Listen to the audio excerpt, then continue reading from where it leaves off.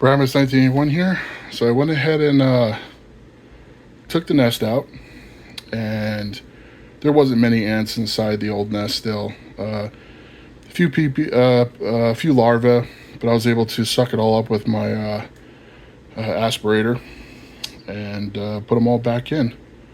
So definitely gonna have to clean the nest and the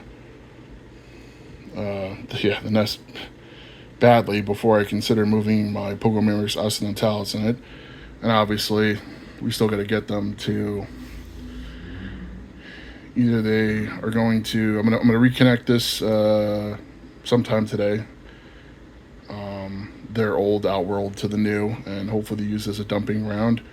Then I can go ahead and disconnect, get all the ants out of the old one, throw in the new, and that'll be done. Then I can clean out the old outworld and clean the nest, and then try to move my Pogonomyrmex occidentalis into the labyrinth versus the mini labyrinth they're in. This will take some time, and there's really no major rush, but I don't know exactly where the queen is. I'm assuming she's down there. She's fine. When I moved everything, she was moving around.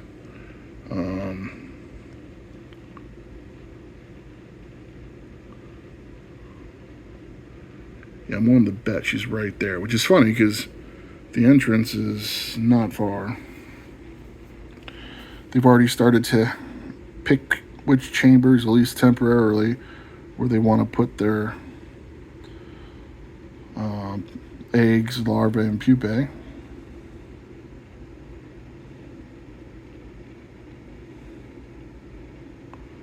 Which is very good.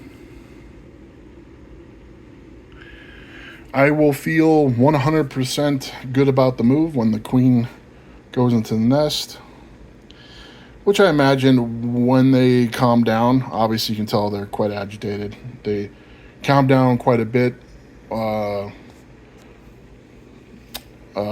the nest that was their old nest was sitting inside their new outworld for a while, and then obviously when I sucked a bunch that were crawling on my aspirator. I sucked a bunch up that were all over it, so I can grab it without getting stung. And then I had the my white bin with the fluon placed here, and I put it in and set it and sucked up larvae. Well, there was some larvae. There was no more pupa inside, but a few small larvae. Sucked them up, sucked up the rest of the ants, poured them in. Done. Closed it up. But they're obviously agitated, which is quite understandable. But yeah.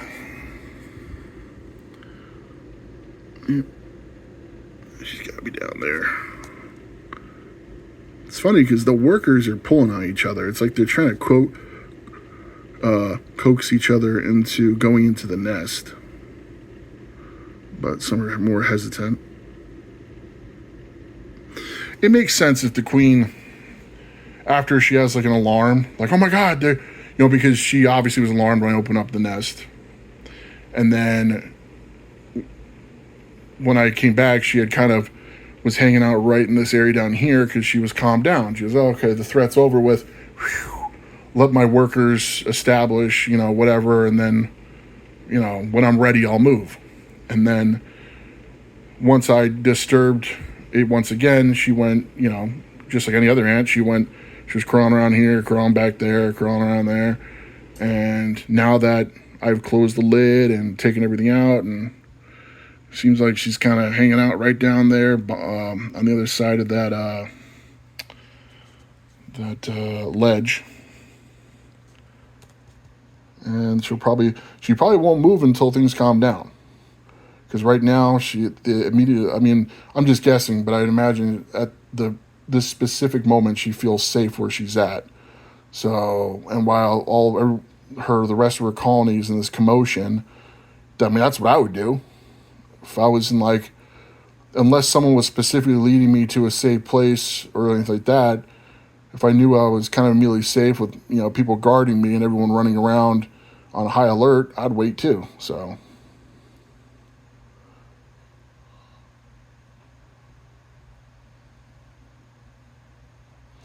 It's so sad. I have to say it's sad because this Outworld's so it, well attractive. It's a awesome looking, beautiful Outworld, and when they added all those seed husks that covering some of it up, I'm like, oh, didn't even last a day. That's why I'm really hoping that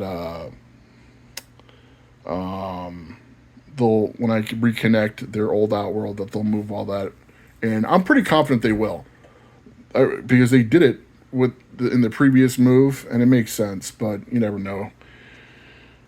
If not, I will go in there. I do have a mini vacuum. Actually, feel free to leave please leave a comment below if you have experience using the mini vacuums because I can mini vacuum that stuff up.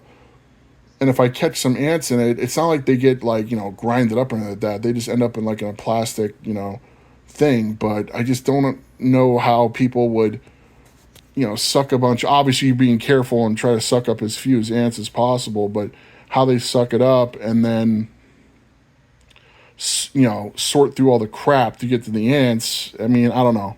How do you guys do it? How the rest of the people do it? Because this Outworld's a little, probably the one negative. It's because of its height. Is that I can't really get an aspirator down in there. At least none that I have. But the tube's not long enough. And even if it was longer, I'm thinking the suction. The longer that tube is, the more suction it requires to kind of pull everything through. So I don't know how well that would work, but so far the Fluon barrier is working very well. If that wasn't the case, I'd probably do things a little differently. Still see a few larvae and pupa. Actually, now I'm looking at it, I don't really see larvae. All the looks like they moved all the pupae, but unless there might be some in the back, I don't know. No. That's just a white sand bottom.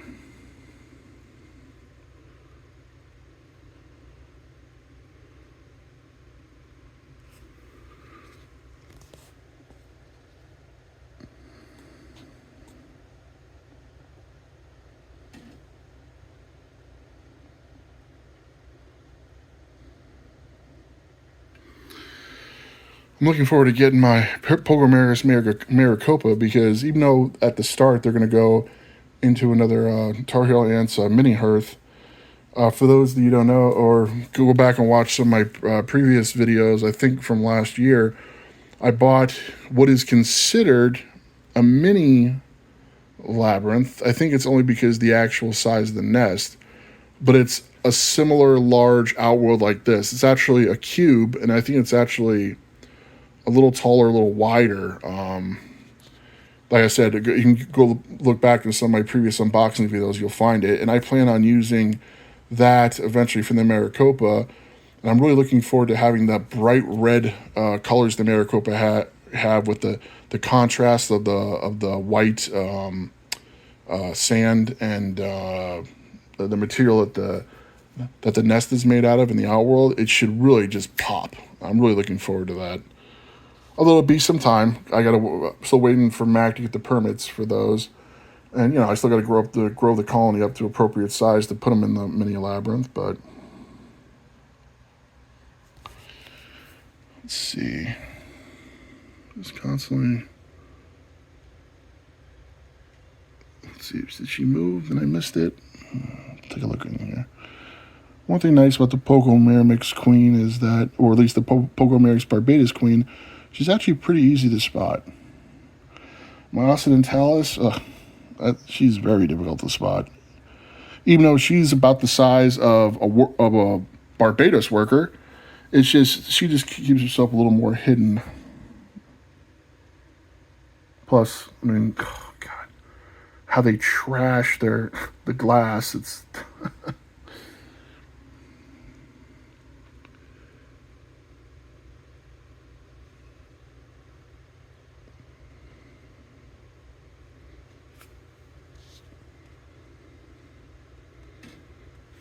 let's see. End the video here shortly and come back a little later.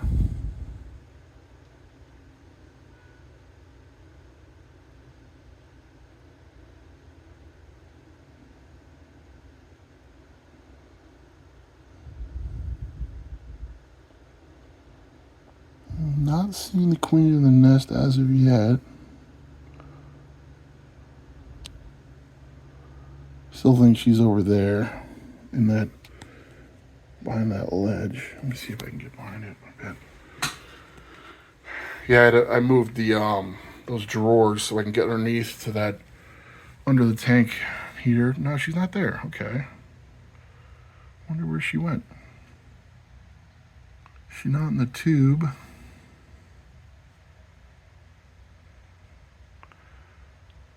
Right? No, she's not there. Oh, where did she go?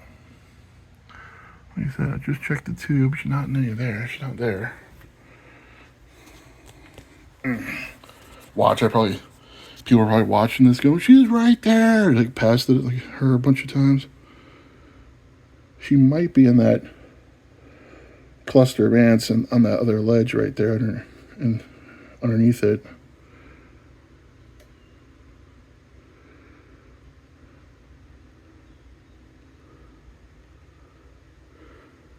Oh, there she is. Way back there. Damn, it's hard to zoom in. See, tip of my finger in the back. She's back there. Let's see if I can get. Nah, she's right around that rock, that crystal rock. See? Right. There's my finger. Get in the thumb. Oh, there. Right there. Okay. She's safe though. Just gotta wait to move in. All right, barbatus 18-1. Feel free to leave comments. Just be respectful, and probably at least one more update video for today. I'll probably post later. So, all right, keeping a lookout. Hope everyone's doing well. Take care.